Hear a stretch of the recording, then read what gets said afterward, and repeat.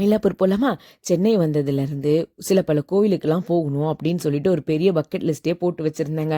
அதில் ஒரு முக்கியமான கோவில் தான் மயிலாப்பூர் கபாலீஸ்வரர் கோயில். ரொம்ப நாளாக ஆசைப்பட்டேன். ஆனால் இந்த சண்டே தான் போக முடிஞ்சுது. அன்னைக்கு தை அமாவாசையும் கூடவா இருந்ததா, அப்போ நாங்கள் ரொம்ப கூட்டமாக இருக்கோம் அப்படின்னு சொல்லிட்டு நினச்சோம். ஆனால் நினச்சதை விட ஃப்ரீயாக தாங்க இருந்தது. பொங்கல் முடிஞ்ச சண்டேன்றதுனால கோவிலில் தூண்லெல்லாம் கெட்டியிருந்த கரும்பு எல்லாத்தையுமே வெளிப்பிரகாரத்தில் கொண்டு வந்து வச்சுருந்தாங்க.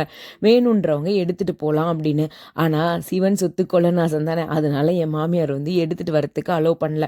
நாங்கள் மட்டும் கொஞ்சம் அகத்திக்கீரை வாங்கி கோசாலையில் கொடுத்துட்டு அந்த கோவிலை அப்படி சுற்றி வந்துட்டு இருந்தோம். இந்த கோவில் நிஜமாவே ஒரு மாதிரி பீஸ்ஃபுல்லாக டிவைனாக ஃபீல் ஆச்சுங்க. சிவன் கோவிலுக்குன்னு ஒரு ஃபீல் இருக்குல்ல, அந்த ஃபீல் வந்து எனக்கு அப்படியே கிடச்சிச்சு. நாங்கள் வந்து இந்த 50 ரூபா சிறப்பு தரிசனம் டிக்கெட் எடுத்துகிட்டு தான் உள்ளே போயிருந்தோம்.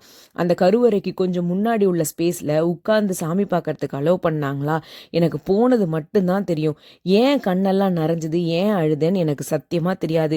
இந்த சிவனும் அவர் பிள்ளை முருகனும் இதையே தான் எனக்கு எப்போவுமே பண்ணிகிட்டு இருக்காங்க. ஆனால் மயிலாப்பூர் போயிட்டு ஃபில்டர் காஃபி குடிக்காமல் எப்படி வர முடியும்? ஆளுக்கு ஒரு ஃபில்டர் காஃபியை குடிச்சிட்டு அப்படியே வீட்டுக்கு கிளம்பிட்டோம்.